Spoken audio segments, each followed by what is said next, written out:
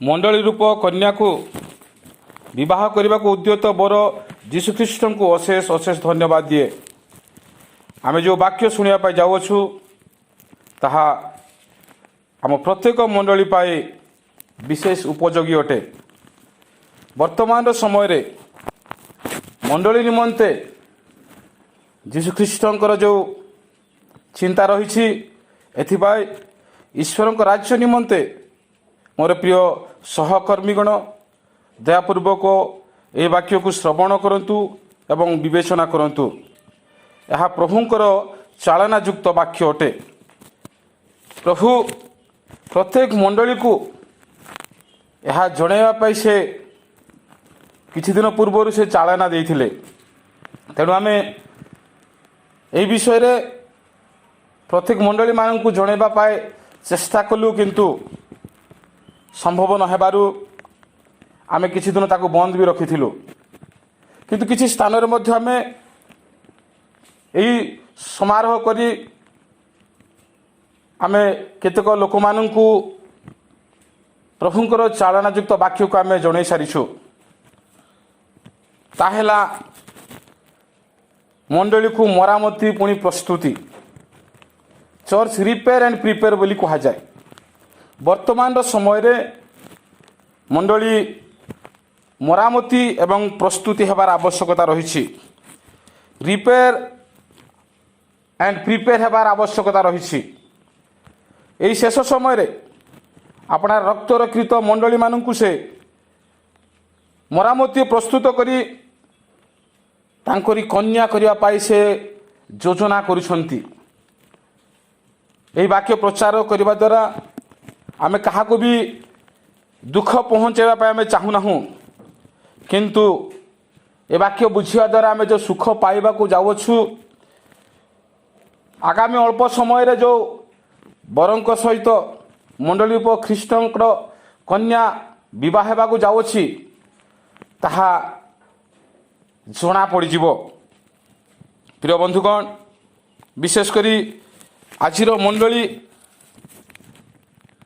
अनेक समय रे विपथरे अबाटरे चली, किंतु मंडली रूपक कन्या को से विवाह करने शीघ्र से आसी जाउछंती। जहाँ लिखा जाए प्रकाशित 19 तार 7 पदरे आस आम्भे माने आनंद और उल्लास करू एवं ताहांको गौरव प्रदान करू, कारण मेषो शावकंको विवाहर समय उपस्थित आ ताहांको कन्या आपना को सज्जित करी अछि। आम देखुछु मंडली रूपक कन्या सहित ख्रीष्ट रूप बर से अतिशीघ्र विवाह करने पाए जाउछंती, किंतु आज अनेक मंडली एपर्यंत प्रस्तुत है नहांती, तैयारी है नहांती। आजिकाली मंडलीर अवस्था कहिले दुख लगे। मंडली सबुरे अराजकता, समस्या, गंडगोल, केस मकदमा ये सबू चली आसुछि। प्रभु चाहती जे आम मंडली ख्रीष्टंकर कन्या हो। जेहेतु मंडली जदि रिपेयर हेबो तेबे से रेप्चर हो पारिबो, जदि प्रिपेयर हेबो से प्रिजर्व हेबो, रिपेयर हेबो नाइ ताहले से रुइन हेबो, जदि प्रिपेयर हेबो नाइ से प्रिजन को जीवो। ओडिया भी कहा जाए मरामती हेले से मध्य आकाश को जीवो, प्रस्तुति हेले जीवन रूप मुकुटर पुरस्कार पाइबो।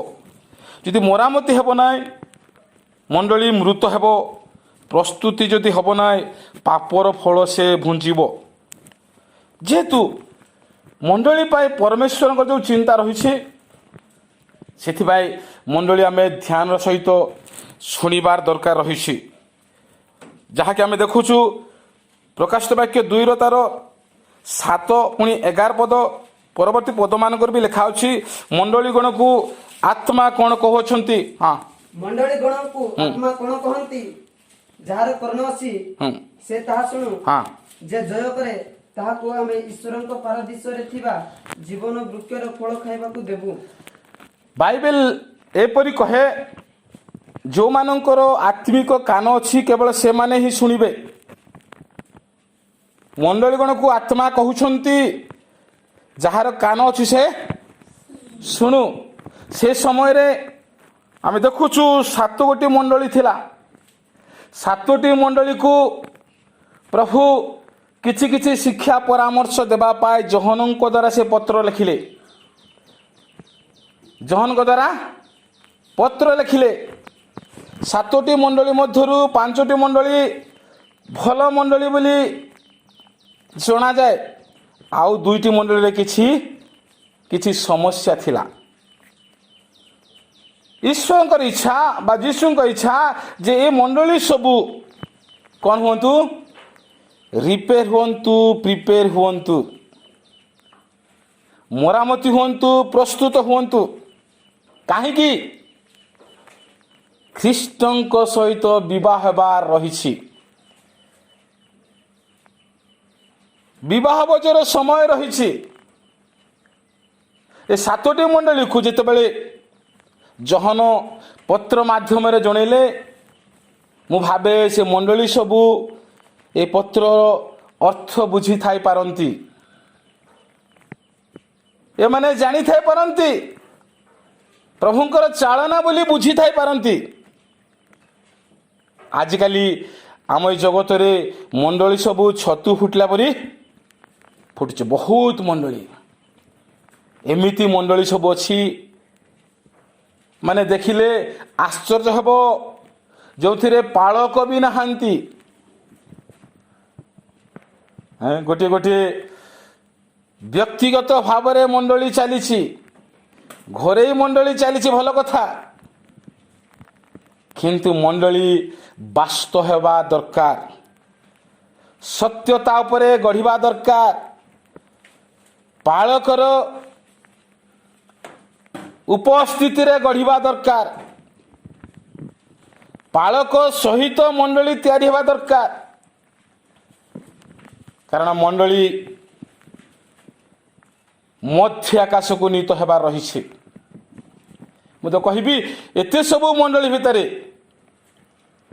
କେତେ ମଣ୍ଡଳୀ ସ୍ୱର୍ଗକୁ ଯିବ? କେତେ ମଣ୍ଡଳୀ ପ୍ରସ୍ତୁତ ହେବେ, ତିଆରି ହେବେ? ଅନେକ ଲୋକ ଏପରି ବାକ୍ୟକୁ ପସନ୍ଦ କରନ୍ତି ନାହିଁ, ଗ୍ରହଣ କରନ୍ତି ନାହିଁ। ମଣ୍ଡଳୀ ସବୁ ଅନ୍ୟର କଥା ଶୁଣନ୍ତି ନାହିଁ। ବାଇବେଲରେ ଆମେ 10 ଜଣ କନ୍ୟା କଥା ଶୁଣିଛୁ ନା? 10 ଜଣ କନ୍ୟା ମଧ୍ୟରେ 5 ଜଣ ସୁବୁଦ୍ଧି ଅଛନ୍ତି, 5 ଜଣ ନିର୍ବୁଦ୍ଧି ଅଛନ୍ତି। ୟାକୁ ମୁଁ 10ଟି ମଣ୍ଡଳୀ ସହିତ ତୁଳନା କରେ। 10ଟି ମଣ୍ଡଳୀ ସହିତ ତୁଳନା କରାଯାଏ 10 କନ୍ୟାକୁ। ଆମେ ଯାହା ଶୁଣୁଛୁ, ମଣ୍ଡଳୀ ମଧ୍ୟ ଏକ କନ୍ୟା, ବର ଖ୍ରୀଷ୍ଟ ବିବାହ ହେବାକୁ ଆସୁଛନ୍ତି। ତେଣୁ 10 ଜଣ କନ୍ୟା ମଧ୍ୟରୁ ଗୋଟେ ଦଳ ଭଲ ଲୋକ ଥିଲେ, ଆଉ ଦଳେ ଖରାପ ଲୋକ ଥିଲେ। ଗୋଟେ ଭଲ ମଣ୍ଡଳୀ, ଆଉ ଗୋଟିଏ ମଣ୍ଡଳୀ ଖରାପ ମଣ୍ଡଳୀ। ପ୍ରଭୁଙ୍କର ଆଜ୍ଞା ଆଦେଶ ପାଳନ କରୁଥିବା ମଣ୍ଡଳୀ, ଆଉ ପ୍ରଭୁଙ୍କର ଆଜ୍ଞା ଆଦେଶକୁ ନ ମାନି ମନ ଇଚ୍ଛା ଚାଲୁଥିବା ମଣ୍ଡଳୀ। ତେଣୁ ତାକୁ ନିର୍ବୁଦ୍ଧି ମଣ୍ଡଳୀ ବୋଲି ବି କୁହାଯାଇପାରିବ। ଏ ନିର୍ବୁଦ୍ଧି ମଣ୍ଡଳୀ ମାନେ କାହା କଥା ଶୁଣନ୍ତି ନାହିଁ, କେବଳ ନିଜ କଥା ଶୁଣନ୍ତି, ନିଜ ଇଚ୍ଛାରେ ମଣ୍ଡଳୀକୁ ଚଲାନ୍ତି। ଏ ମଣ୍ଡଳୀ ଆମର ନୁହେଁ। ମଣ୍ଡଳୀ କାହାର? ଖ୍ରୀଷ୍ଟଙ୍କର। ଖ୍ରୀଷ୍ଟଙ୍କର ରକ୍ତରେ ମଣ୍ଡଳୀ ସ୍ଥାପନ ହେଲା। ଯେବେଠୁ ପବିତ୍ରାତ୍ମା ଜଗତରେ ଅବତୀର୍ଣ୍ଣ କଲେ, ସେ ସମୟଠାରୁ ମଣ୍ଡଳୀର ଆରମ୍ଭ ହୋଇଛି। ପାଖାପାଖି 2000 ବର୍ଷ ବୋଲି କୁହାଯାଏ। କିନ୍ତୁ ଅନେକ ଲୋକ ମୋର ମଣ୍ଡଳୀ ବୋଲି କହନ୍ତି, ମୁଁ ତିଆରି କରିଛି ବୋଲି କହନ୍ତି। କିନ୍ତୁ ମଣ୍ଡଳୀ ଆମର ନୁହେଁ ବା ମୋର ନୁହେଁ। ମଣ୍ଡଳୀ ପ୍ରଭୁଙ୍କର ତାଙ୍କ ରକ୍ତରେ କ୍ରୀତ ମଣ୍ଡଳୀ। ମୁଁ କହିବି ଆଜିକାଲି ଅନେକ ମଣ୍ଡଳୀ ମଗା ବି ଯାଇନାହାନ୍ତି। କାହାକୁ ବିବାହ କରାଯାଏ? ଯାହାକୁ ମଗା ଯାଇଥାଏ, ଯାହାକୁ ବାଗଦାନ କରାଯାଇଥାଏ। ବାଇବେଲ ଲେଖା ହେଇଛି ସତୀ କନ୍ୟାର ନ୍ୟାୟ ବାଗଦାନ କରାଯାଇଅଛି। 2 Corinthians 11 ତାର 2 ପଦ ଯଦି ପଢ଼ିବ ସେ ଜାଗାରେ ଏହିପରି ଲେଖାଯାଏ। ହଁ, କାରଣ ଈଶ୍ୱରଙ୍କ ବିଷୟକ ଉଦ୍ଯୋଗରେ ମୁଁ ତୁମ୍ଭମାନଙ୍କ ନିମନ୍ତେ ଉଦ୍ଯୋଗୀ, ଯେଣୁ ମୁଁ ତୁମ୍ଭମାନଙ୍କୁ ସତୀ କନ୍ୟା ସଦୃଶ ଏକ ସ୍ୱାମୀ ଠାରେ ଅର୍ଥାତ୍ ଖ୍ରୀଷ୍ଟଙ୍କ ଠାରେ ସମର୍ପଣ କରିବା ନିମନ୍ତେ ବାଗଦାନ କରିଅଛି। ବାଗଦାନ କରିଅଛି। ମୁଁ କହୁଥିଲି ଏତେ ସବୁ ମଣ୍ଡଳୀ ଅଛି, କିନ୍ତୁ ବାଗଦାନ କରାଯାଇଛି କି ନାହିଁ ଜାଣିବା ବହୁତ କଷ୍ଟକର ବିଷୟ। କେମିତିକା ମଣ୍ଡଳୀ? ସତୀ ମଣ୍ଡଳୀ ହେବାର ଅଛି, ନିଷ୍କଳଙ୍କ ନିର୍ଦ୍ଦାଗ ମଣ୍ଡଳୀ ହେବାର ଅଛି। ଆଜି ପ୍ରଭୁଙ୍କର ବାକ୍ୟ ଏହା ଆମମାନଙ୍କ ପାଇଁ ଚାଳନା ଦିଏ ଯେ ମଣ୍ଡଳୀକୁ ଅତି ଶୀଘ୍ର ଆମେ ରିପେୟାର ଆଉ ପ୍ରିପେୟାର କରିବା ଦରକାର, ମରାମତିଆ ପ୍ରସ୍ତୁତି କରିବା ଦରକାର ଅତି ଶୀଘ୍ର। ମୁଁ ତ କହେ ଏ ବାକ୍ୟକୁ ଜାଗ୍ରତର ଘଣ୍ଟି ମଣ୍ଡଳୀ ପାଇଁ, ମଣ୍ଡଳୀ ପାଇଁ ଜାଗ୍ରତର ଘଣ୍ଟି। ବର୍ତ୍ତମାନ ସମୟ ବି ବହୁତ ସାଂଘାତିକ ସମୟ, ବିପଦର ସମୟ। ମଣ୍ଡଳୀ କେତେବେଳେ ଯେ ମଧ୍ୟ ଆକାଶକୁ ଚାଲିଯିବ ଆମେ ଜାଣିପାରୁନାହୁଁ, କିନ୍ତୁ ହଠାତ୍ ହେଇଯିବ ବୋଲି ଆମେ ଆଶା କରୁଛୁ। ମଣ୍ଡଳୀକୁ ଏବେ ଆମେ ମରାମତି କରିବା ପାଇଁ, ପ୍ରସ୍ତୁତି କରିବା ପାଇଁ ଚେଷ୍ଟା କରିବା ଦରକାର। ଆମ ପ୍ରିୟ ପାଳକ ବନ୍ଧୁମାନେ, ଯେଉଁ ପୋଲମାନଙ୍କର ଅଧୀନରେ ଆମେ ଅଛୁ, ଆମେ ସମସ୍ତେ ସଜାଗ ହେବା ଦରକାର। ପ୍ରକାଶିତ 2 ତାର 1 ପଦରେ ଏହିପରି ଲେଖାଯାଏ, ଦେଖନ୍ତୁ। ହଁ, ଏଫେସ ମଣ୍ଡଳୀର ଦୂତ ନିକଟକୁ ଲେଖ ଯେ ଆପଣ ଦକ୍ଷିଣ ହସ୍ତରେ ସପ୍ତ ନକ୍ଷତ୍ର ଧାରଣ କରନ୍ତି ହଁ ଓ ସପ୍ତ ସୁବର୍ଣ୍ଣ ପ୍ରଦୀପ ମଧ୍ୟରେ ଗମନାଗମନ କରନ୍ତି। ହଁ, ତା ତଳେ ଯଦି ଆମେ ଦେଖିବା 4-5 ପଦ, ସେଠି ଏପରି ଲେଖାଯାଏ, ତୁମାନଙ୍କ ମଧ୍ୟରେ ଏକ ହୋଲ ଅଛି, ଏକ କଣା ଅଛି, ତାକୁ ରିପେୟାର କର, ତାକୁ ମରାମତି କର। କାହା ନିକଟକୁ ଲେଖ ବୋଲି କହିଲେ? ଏଫିସି ମଣ୍ଡଳୀର ଦୂତ। ମାନେ କିଏ? ପାଳକ। ଏଫିସି ମଣ୍ଡଳୀର ପାଳକ ନିକଟକୁ ଲେଖ। ତାଙ୍କ ମଣ୍ଡଳୀରେ ପ୍ରେମର ଭାବ ଅଛି, ପ୍ରେମର କଣା ଅଛି, ସେ ତାକୁ ଚୁଟି ଦିଅନ୍ତୁ। ମୁଁ କହିବି ମଣ୍ଡଳୀର ପ୍ରଥମ କଣା, ପ୍ରଥମ ହୋଲ ହେଲା ପାଳକ। ପାଳକ ପ୍ରଥମେ ପବିତ୍ର ହେବା ଦରକାର, ଦୋଷ ରହିତ ହେବା ଦରକାର, କଳଙ୍କ ରହିତ ହେବା ଦରକାର, ନିନ୍ଦା ଶୂନ୍ୟ ହେବା ଦରକାର। ପ୍ରଥମ ହୋଲ ପାଳକ। ସେ ଯଦି ଠିକ ହେଲା, ମଣ୍ଡଳୀ ବି ଠିକ ହେଇପାରିବ। ଯାହା ଆମେ ରୋମିଓ ତାର 11-16 ପଦରେ ଦେଖୁ। ପ୍ରଥମେ ମୂଳ ପବିତ୍ର ହେବାକୁ ହବ। ହଁ, ଶୀଘ୍ର। ଆଉ ଯଦି ଉତ୍ସର୍ଗୀକୃତ ଅଂଶ ପବିତ୍ର, ତାହେଲେ ସମସ୍ତ ପୀଠ ମଧ୍ୟ ପବିତ୍ର। ପୁଣି ଯଦି ମୂଳ ପବିତ୍ର, ତେବେ ଶାଖା ସବୁ ମଧ୍ୟ ପବିତ୍ର। ଯଦି ମୂଳ ପବିତ୍ର, ଶାଖା ମଧ୍ୟ ପବିତ୍ର ହେବ। ପାଳକ ଯଦି ପବିତ୍ର ହେବ, ବିଶ୍ୱାସୀ ମାନେ ବି ପବିତ୍ର ହେବେ। ମଣ୍ଡଳୀର ପ୍ରଥମ ହୋଲ ପାଳକ ହେବାରୁ ପାଳକକୁ ମରାମତି ହେବାକୁ ହବ। ମୁଁ କହୁଥିଲି କାହାକୁ ଆମେ ଦୁଃଖ ଦେବା ପାଇଁ ଆମେ କହୁନାହୁଁ। ମଣ୍ଡଳୀକୁ ରକ୍ଷା କରିବା ପାଇଁ, ଆମକୁ ଦିଆଯାଇଥିବା ମଣ୍ଡଳୀକୁ ସ୍ୱର୍ଗକୁ ନେବା ପାଇଁ ଆମେ ପ୍ରଥମେ ନିଜକୁ ଦେଖିବାକୁ ହେବ, ନିଜକୁ ତିଆରି କରିବାକୁ ହେବ।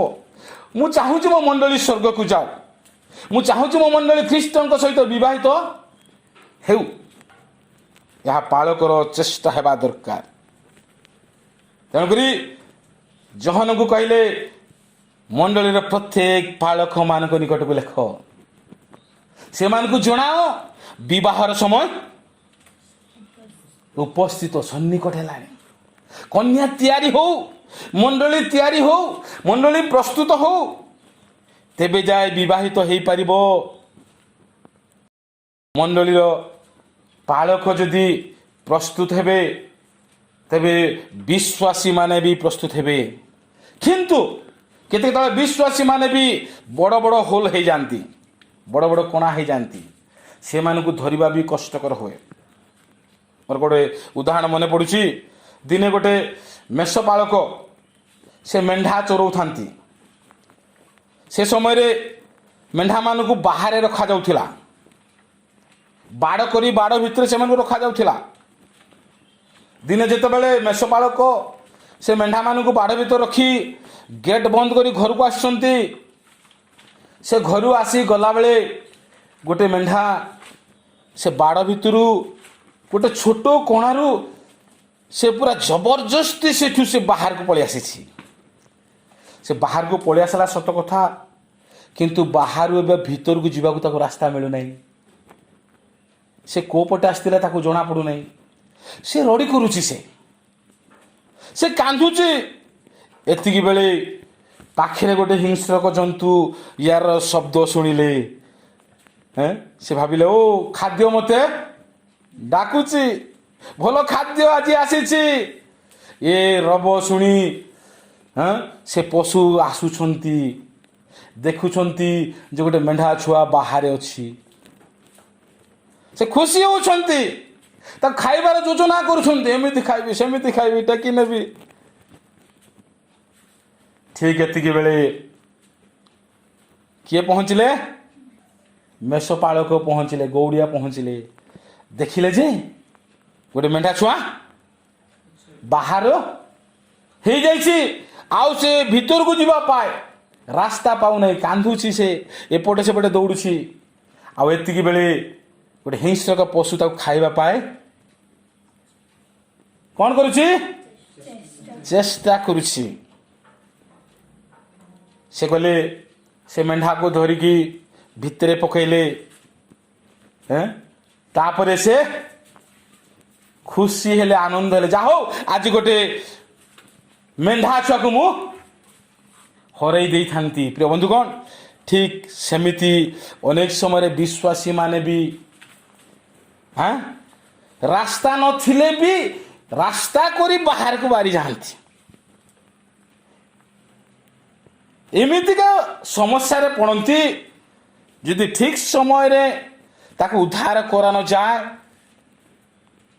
ତାହେଲେ ତାର ମୃତ୍ୟୁ ବି ହୋଇପାରେ।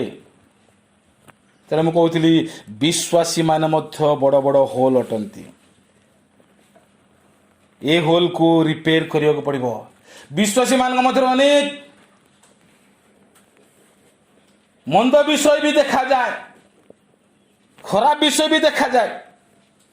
ସେ ସବୁକୁ ଆମେ ବନ୍ଦ କରିବାକୁ ଚେଷ୍ଟା କରିବାକୁ ହବ, ରିପେୟାର କରିବାକୁ ଚେଷ୍ଟା କରିବାକୁ ହବ। ସେମାନଙ୍କୁ କହିବାକୁ ହବ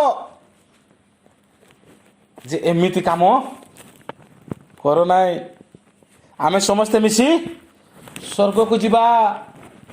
ତାକୁ କହିବାକୁ ହବ, ତୁମକୁ ଛାଡ଼ିବା ପାଇଁ ମୁଁ ଚାହୁଁନାହିଁ। ଯେମିତି ସେ ହିଂସ୍ରକ ପଶୁ ଆସିଥିଲା, ଇଏ ଯଦି ବିଳମ୍ବ କରିଥାନ୍ତେ ତାକୁ ଖାଇ ଦେଇଥାନ୍ତା।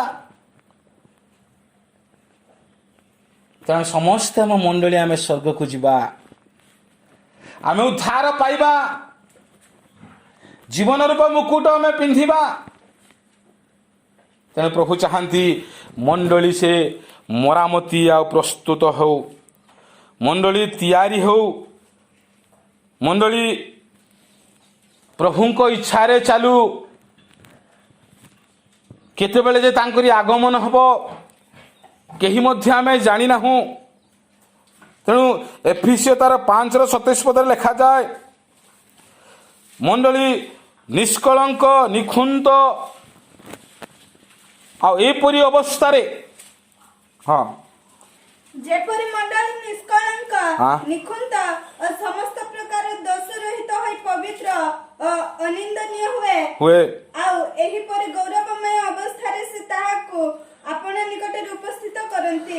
ମଣ୍ଡଳୀରେ ଏମିତି ଯଦି ଗୁଣ ଦେଖାଯିବ ତେବେ ଏମିତି ମଣ୍ଡଳୀକୁ ସେ ଗ୍ରହଣ କରିବେ ବିବାହ। ଯେଉଁ ମଣ୍ଡଳୀରେ ସମସ୍ୟା ଥିବ, ଯେଉଁ ମଣ୍ଡଳୀରେ ପ୍ରଭୁଙ୍କର ଆଜ୍ଞା ପାଳନ ହେଉନଥିବ, ପ୍ରଭୁଙ୍କର ଇଚ୍ଛା ପୁରା ହେଉନଥିବ, ଏପରି ମଣ୍ଡଳୀକୁ ସେ ବିବାହିତ କରିବେ ନାହିଁ। ତେଣୁ ଆଜି ଆମ ମଣ୍ଡଳୀକୁ ଆମେ ନିଷ୍କଳଙ୍କ ନିର୍ଦାଗ କରିବା ଦରକାର, ପବିତ୍ର କରିବା ଦରକାର। ମୁଁ କହୁଥିଲି ଅନେକ ମଣ୍ଡଳୀ ସେମାନେ ଶୁଣିବେ ନାହିଁ। ବାଟ ପାଖରେ ଥିବା ମଣ୍ଡଳୀ ବୋଲି ବି ଲେଖାଯାଏ, ଭ୍ରାନ୍ତ ମଣ୍ଡଳୀ ବୋଲି ଲେଖାଯାଏ। ଅନେକ ମଣ୍ଡଳୀ ଆଜି ଭ୍ରାନ୍ତରେ ଚାଲିଛି, ଆଉ ଅନେକ ମଣ୍ଡଳୀ ଆଜି ବାଟ ପାଖରେ ଅଛି। ବାଟ ପାଖର କଥା ଆମେ ଭଲ ଭାବରେ ଜାଣିଛୁ ନାଇଁ? ସେ ବିହନ ପଡ଼ିବା କଥା କି ବାଟ ପାଖର ଡିମ୍ବୁରି ଗଛର କଥା ଆମେ ସମସ୍ତେ ଅନେକ ଥର ଶୁଣି ଆସିଛୁ। ବାଟ ପାଖର ମଣ୍ଡଳୀ ବର୍ତ୍ତମାନ ସମୟରେ କ୍ଷତିକାରକ ଅଟେ। ଫଳ ନଥିବା ମଣ୍ଡଳୀ ବୋଲି କୁହାଯାଏ,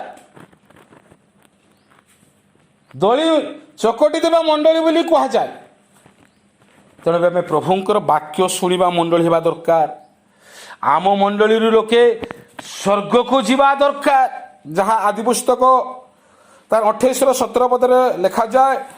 ମଣ୍ଡଳୀ ହେଉଛି ସ୍ୱର୍ଗର ଦ୍ୱାର। ମଣ୍ଡଳୀ ସ୍ୱର୍ଗର ଦ୍ୱାର। ହଁ ଠିକ ଅଛି, 28-17। ପୁଣି ସେ ଭୀତ ହୋଇ ଆହୁରି କହିଲା, ଏ କିପରି ଭୟାନକ ସ୍ଥାନ! ହଁ। ଏ ତ ନିତାନ୍ତ ପରମେଶ୍ୱରଙ୍କର ଗୃହ। ଏହି ତ ସ୍ୱର୍ଗର ଦ୍ୱାର। ହଁ, ଏହି ତ ସ୍ୱର୍ଗର ଦ୍ୱାର।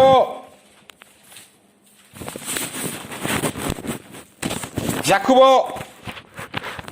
ସେ ସ୍ୱପ୍ନ ଦେଖୁଛନ୍ତି, ଯେଉଁ ଜାଗାରେ ସେ ଶୋଇଛନ୍ତି ସେ ଜାଗାରୁ ଏକ ଲିଶୁଣି ପଡ଼ିଛି। ସ୍ୱର୍ଗ ପର୍ଯ୍ୟନ୍ତ ଦୂତମାନେ ଯିବା ଆସିବା କରୁଛନ୍ତି। ସେ ଦେଖିଲେ ଏତେ ବଢ଼ିଆ ସ୍ୱପ୍ନ, କେତେ ସୁନ୍ଦର ସ୍ୱପ୍ନ। এই তো ସ୍ୱର୍ଗର ଦ୍ୱାର, ଏଠି ଲୋକମାନେ ତମର ଦୂତମାନେ ଯାଉଛନ୍ତି ଆସୁଛନ୍ତି। ତେଣୁ ମଣ୍ଡଳୀ ସ୍ୱର୍ଗର ଦ୍ୱାର ଅଟେ। ଆମେ ମଣ୍ଡଳୀରେ ହୁଏ ସ୍ୱର୍ଗ ରାଜ୍ୟକୁ ଯିବାକୁ ରାସ୍ତା ପାଇବା ବୋଲି କୁହାଯାଏ। ମଣ୍ଡଳୀରୁ ଆମେ ନିଜ ଜୀବନ ରକ୍ଷା କରିପାରିବା। ତେଣୁ ଏହିପରି ରାଜ୍ୟକୁ ଆମେ ଯିବା ପାଇଲେ ଆମେ ମରାମତି ହେବାକୁ ହେବ, ପ୍ରସ୍ତୁତି ହେବାକୁ ହେବ। ଆମ ଭିତରେ ଥିବା ଭୁଲକୁ, ଅଧର୍ମକୁ, ପାପକୁ, ଏ ସମସ୍ତକୁ ଛାଡ଼ି ଆମେ ନୂଆ ହେବାକୁ ହେବ। ଆମେ ପବିତ୍ର ହେବାକୁ ହେବ, କାରଣ ଆମ ମଣ୍ଡଳୀ ପାଇଁ ଏକ ଶୁଭ ସଂକେତ ଶୁଭାଯାଉଛି।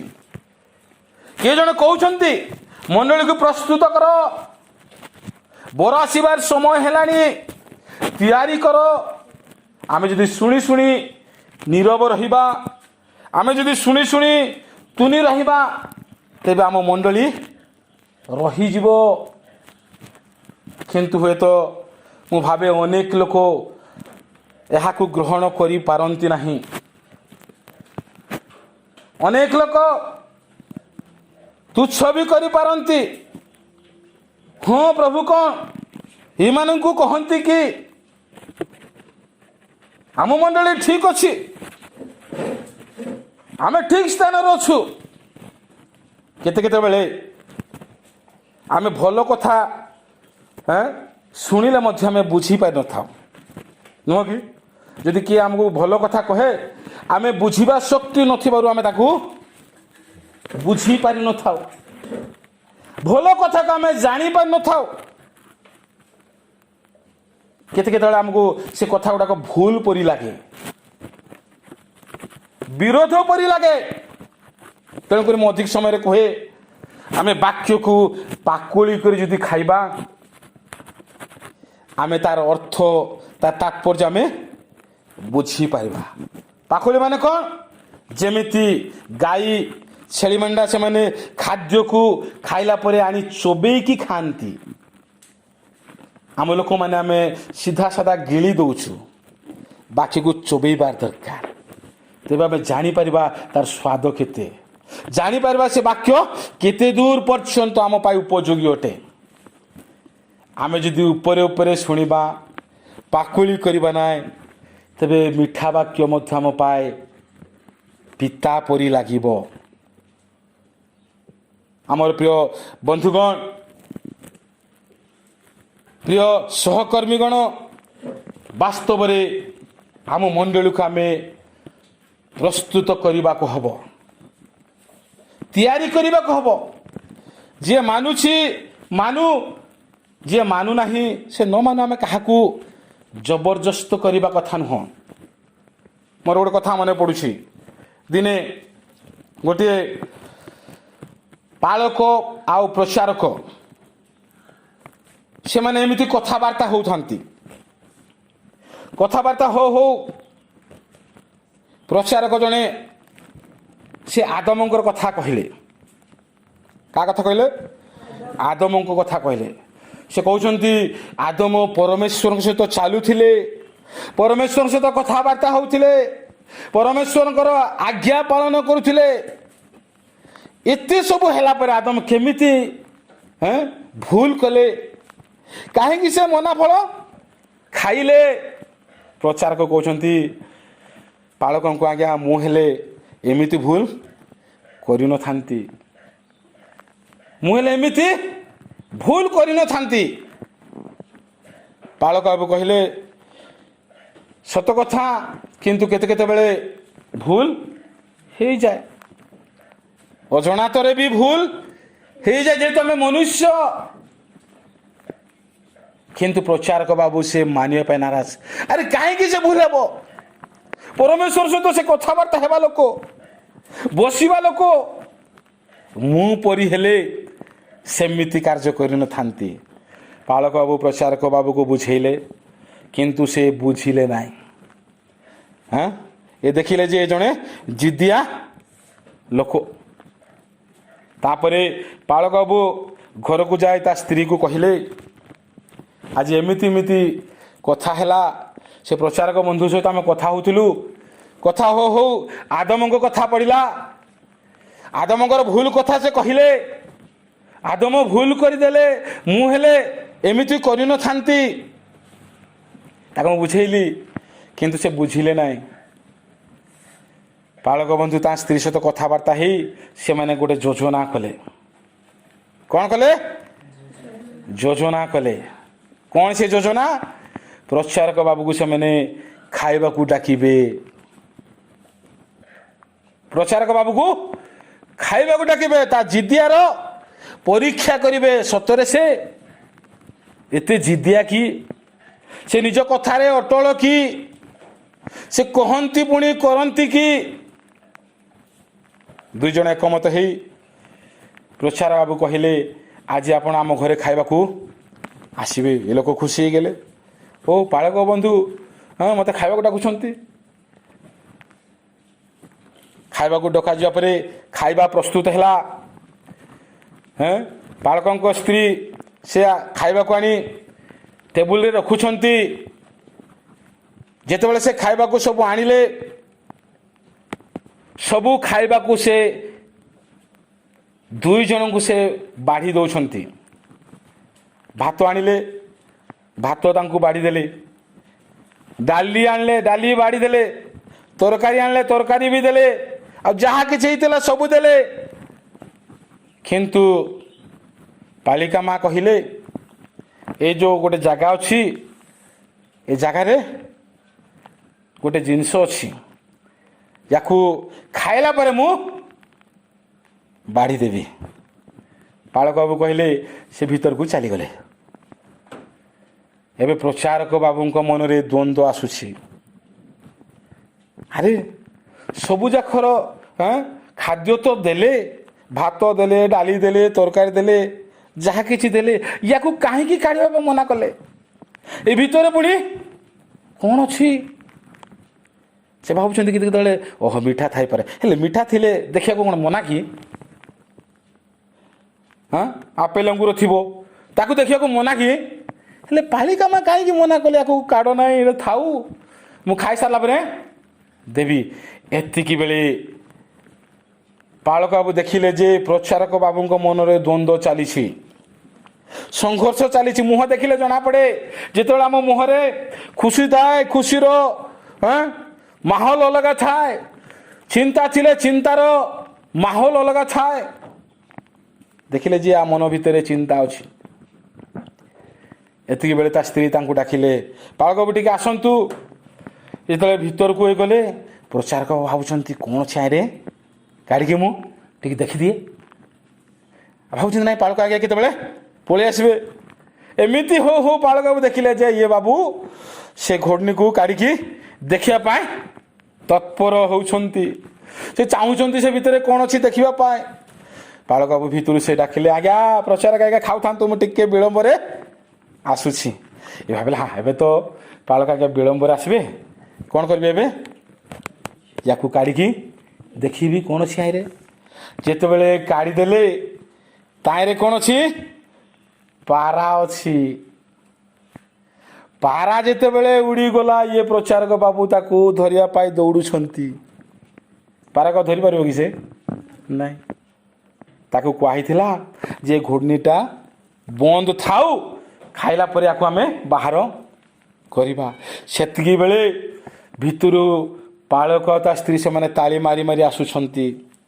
ଓ ଜିଦିଆ ପ୍ରଚାରକ ଆଜ୍ଞା, କେବେ ବି ସେ ଆଦମଙ୍କ ପରି ନୁହନ୍ତି, କେବେ ବି ଭୁଲ କରିବେ ନାହିଁ। ବହୁତ ଜିଦିଆ। ଏବେ ଜଣାପଡ଼ିଲା ଆପଣ ସତରେ ଆଦମଙ୍କ ପରି ନୁହନ୍ତି। ନାଇଁ, ଆଜି ଅନେକ ଲୋକ ଜିଦିଆ ଅଛନ୍ତି, କାହା କଥା ସେମାନେ ଶୁଣନ୍ତି ନାହିଁ, କାହା କଥା ମାନନ୍ତି ନାହିଁ। ଆମେ ଗୋଟେ ଦୁଇ ପଦ ପଢ଼ି ଆମେ ବନ୍ଦ କରିବା। ପ୍ରେରିତ ପୁସ୍ତକ 20:28 ପଦ। ଯେଉଁ ମଣ୍ଡଳୀକୁ ପ୍ରଭୁ ଆଜି ଆମମାନଙ୍କୁ ଦେଇଛନ୍ତି, ହଁ, ତୁମ୍ଭେମାନେ ନିଜ ନିଜ ବିଷୟରେ ଆଉ ଯେଉଁ ମଣ୍ଡଳୀ କି ଈଶ୍ୱର ଆପଣ ନିଜ ରକ୍ତରେ କ୍ରୟ କରିଅଛନ୍ତି, ତାହାଙ୍କର ସେଇ ମଣ୍ଡଳୀ କି ପ୍ରତିପାଳନ କରିବା ନିମନ୍ତେ ପବିତ୍ର ଆତ୍ମା ଯେ ସମସ୍ତ ପଲ ମଧ୍ୟରେ ତୁମ୍ଭମାନଙ୍କୁ ଅଧ୍ୟକ୍ଷ ସ୍ୱରୂପ ନିଯୁକ୍ତ କରିଅଛନ୍ତି, ସେମାନଙ୍କ ବିଷୟରେ ସାବଧାନ ହୋଇଥାଅ। ଯେଉଁ ମଣ୍ଡଳୀକୁ ତୁମମାନଙ୍କର ତତ୍ତ୍ୱାବଧାନରେ ଦିଆଯାଇଛି, ସେମାନଙ୍କୁ ପ୍ରତିପାଳନ କର, ପ୍ରସ୍ତୁତ କର। ତାହା ହେଉଛି ଆଜିର ବାକ୍ୟ। ରିପେୟାର ଆଣ୍ଡ ପ୍ରିପେୟାର, ମରାମତି ଆଉ ପ୍ରସ୍ତୁତି। ଯେଉଁ ମଣ୍ଡଳୀକୁ ଦିଆହେଇଛି ପବିତ୍ରାତ୍ମାଙ୍କ ସହାୟତାରେ, ପବିତ୍ରାତ୍ମାଙ୍କ ଦାନରେ। ଯଦି ପବିତ୍ରାତ୍ମା ନାହିଁ, ତା ଅର୍ଥ ମଣ୍ଡଳୀକୁ ଆମେ ପ୍ରସ୍ତୁତ କରିପାରିବା ନାହିଁ। ପବିତ୍ରାତ୍ମା ବର୍ତ୍ତମାନ ସମୟରେ ସେମାନଙ୍କୁ ଶିକ୍ଷା ଦେବେ, ଚଳେଇବେ, ମଣ୍ଡଳୀକୁ କେମିତି ତିଆରି କରିବାକୁ ହବ ସେ ଜଣେଇବେ। ତେଣୁ ଆଜି ମଣ୍ଡଳୀକୁ ଆମେ ଅଧିକ ଧ୍ୟାନ ଦେବାର ସମୟ। ପ୍ରକାଶିତ ବାକ୍ୟ 7:9 ପଦ।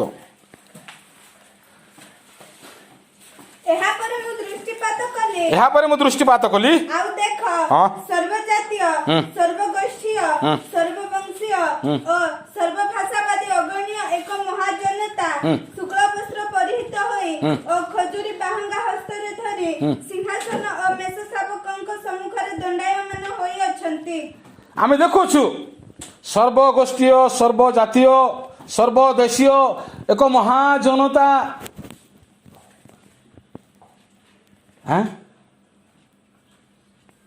ଥିବାର ଜହନ ଦେଖୁଛନ୍ତି।